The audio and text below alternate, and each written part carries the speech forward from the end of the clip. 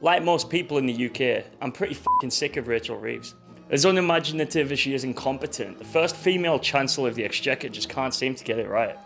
People out there aren't complaining because she's female, they're complaining because she is utterly incompetent. Like a hungover centre-back, Reeves scores own goal after own goal, contributing in large part to Labour's massive unpopularity at the moment. Let's take a look at the depressing stupidity of Rachel Reeves. Did you enhance your CV to make yourself look better qualified to be the Chancellor of the Exchequer if you won the election? Reeves' financial cred for her Chancellor job comes from a background working in HBOS in the Bank of England. But on closer inspection, it turns out she was playing a bit fast and loose with the truth of what she actually did there. Why did you say that you'd worked at the Bank of England for a decade when in fact it was, well, it wasn't even 6 years, it was 5? I mean, that's exaggeration, isn't it? Well, I worked at the Bank of England for 6 years, between 2000 and 2006. I was employed by the Bank of England, including... HBOS is a banking and insurance group under Lloyds Bank, and she claimed to be an economist there, but in actuality she wasn't. She was essentially like a call centre manager with a finance degree. Her actual job was retention in mortgages. Boring! The way she twisted this experience to sound better than it was caused a lot of her detractors and people that didn't like it to refer to her as Rachel from Accounts. So many media outlets are calling her Rachel from Accounts. Now, you laughed. Yeah. Now, why do you think that's funny? Because she lied on her CV. Well, it's not sexist. Where's the evidence that she lied? Because she claimed she was an economist and she was an accountant working at the Bank of England and for RBS. It's not. I've heard this before. It's not sexist. Which actually, to be fair, is a better nickname than Rachel the That wasn't the only issue with Rachel's past though. In February 2025, it came out that she was actually part of a complaint. This complaint was lodged against Reeves and a couple of other managers at HBOS, saying that they'd fiddled expenses. Corruption is not bad. Corruption is only bad if I'm not involved. Yes. But if I'm part of that corruption, I'll defend it. The complaint themselves said that they'd been fraudulently claiming for things like dinners, taxis, dildos. Okay, I made the last one up, but still, you get the idea. HBOS actually upheld this complaint, so it was basically true, they were doing that. And what was a punishment for this? In the end, people are going to judge me. Am I growing the economy? Am I improving their living standards? And I'm determined to do just that. Nothing really. She did get voluntary redundancy from it, which is like the golden chalice of any incompetent manager in the United Kingdom. A relationship with the media as well as the rest of the UK populace would only get worse from here. Labour spent their victorious election campaign promising... Rachel's leaked the details of her budget more times than an Epstein client name. Are you still talking about Jeffrey Epstein? This guy's been talked about for years. In 2024, the Office for Budget Responsibility under Reeves leaked the details of the budget to the media ahead of time.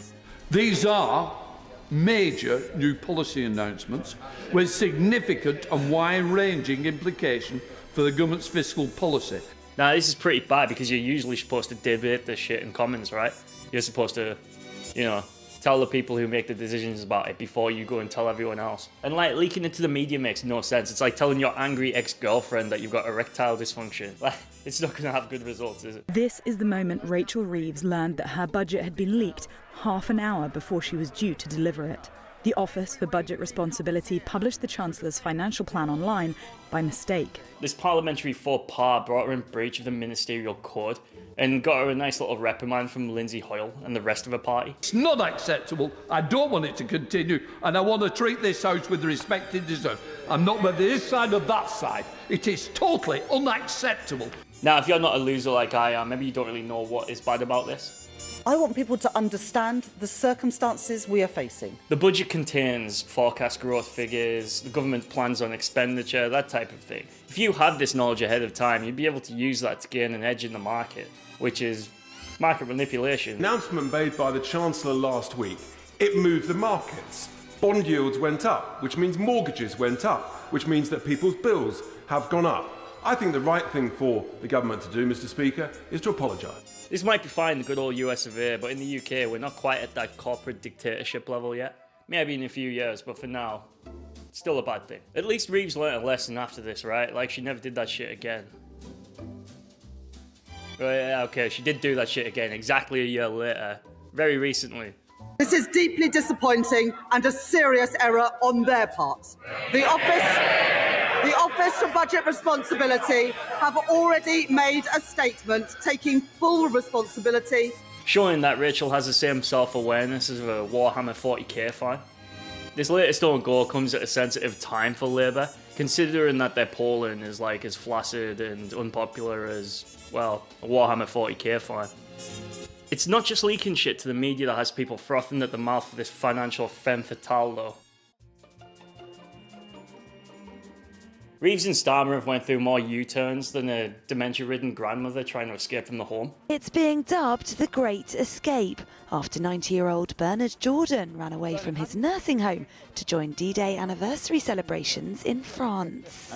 Speaking of pensioners, in July 2024, Rachel and the Labour Party tried to implement a sort of decrease in winter fuel payments to all people. I made the choice to means test the winter fuel payment so that it's only targeted at those most in need.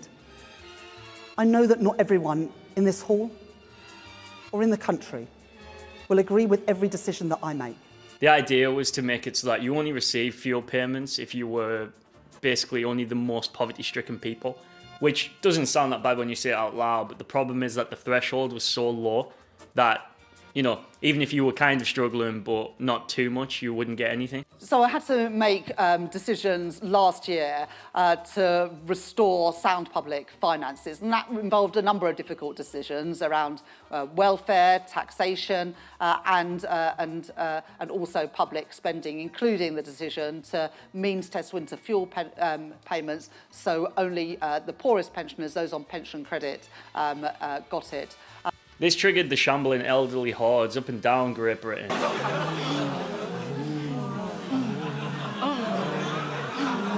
It was also so unpopular that Labour backbenchers started to revolt en masse, saying that they didn't want to be associated with it because it was such an obviously unpopular thing to do, right? But this cut is simply wrong. It is wrong to strip support from many of the poorest pensioners, just as energy bills are set to rise again. You could actually see Labour's popularity start to decline in real time from this point onwards. They've not really recovered since. We will be making changes to that. They will be in place so that pensioners are paid this coming winter, and we'll announce the detail of that and the level of that as soon as we possibly can. Not content with just fucking over the elderly, Reeves hit employers with a rise in their national insurance contributions. I am announcing an increase in employers' national insurance contributions. We will increase the rate of employers' national insurance by 1.2 percentage points to 15% from April 2025. The problem is larger businesses can just afford to soak this up, but smaller ones are left behind. But at least those with disabilities kind of win a little battle. Reeves did want to take away people's personal independence payments, or at least lower them. And, well, that was such obviously a bad idea that they had to move back from that one. In Liverpool, Kevin Abley receives both personal independence payments to help with the cost of his disabilities and out-of-work sickness benefits. Do you want to work? You want to work, but you can't. You're not able to work. You're not living. You're just existing at the moment, and it's hard. I've just been existing for the last few years, and because I can't afford to do anything. All of this has resulted in this sort of beehive of hatred for Labour at the moment. Look, my last speech was about this. Will you please, there's lots of people who want to hear this. Please don't drown them out. Please don't drown them out. Thank you very much. Thank you very much. Thank you very much. Rachel's been sticking it to the man with the latest budget, both in the street and in the High Castle. I am introducing the High Value Council Tax Surcharge in England, an annual £2,500 charge for properties worth more than £2 million. She's done this by introducing a cheeky mansion tax on those who live in properties worth over £1 million and £2.5 million. Don't get me wrong, I'm actually pretty much for this. I think the issue is that it's sort of a bit little, a bit late. But there's another so-called tax. One Rachel Reeves told Parliament last year she wouldn't be extending. There will be no extension of the freeze in income tax and national insurance thresholds beyond the decisions by the previous government. The real way she's fucked people over is by keeping those income tax thresholds frozen since 2021. Now, this doesn't sound too bad, but the problem is that as you earn more money now, you'll be taxed much higher because the threshold isn't going up in line with inflation, right? Inflation in the UK has averaged around 6% a year. That means, on average, the things you buy cost 6% more than they did the year before. The problem is, if you plan to get a pay rise anytime soon, you'll probably be pushed into a higher bracket than you might otherwise be if they didn't freeze these. There's actually a name for what happens when your pay goes up, but the tax system doesn't move with it. That's fiscal drag. It's the personal allowance being kept at £12,570, so it looks like nothing's changing, but inflation erodes it, becomes less valuable.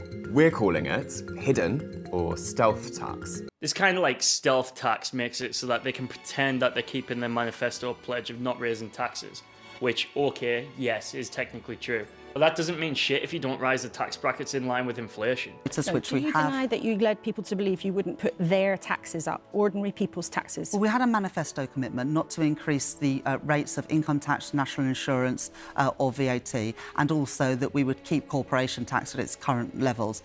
In the budget last year and the budget this year, I have stuck to those. A lot of people will find themselves in a situation where they'll be paid more, but they'll be earning less, paradoxically. Overall, keeping this freeze going can make Rachel Reeves and Labour say, oh, well, you know, we've not raised your taxes. But they have. You ditched your changes to winter fuel in a U-turn, and you're now getting rid of some of the limits on benefits for bigger families, which lots of your MPs and lots of people have welcomed. But the reality is, since inflation hits every year, they don't need to raise taxes. They've already got a system in place that fucks you over without having to raise it. But anyway, Rachel Reeves, hero or villain, tell me in the comments, like and subscribe. Even if you don't like it, like and subscribe anyway, who gives a f***?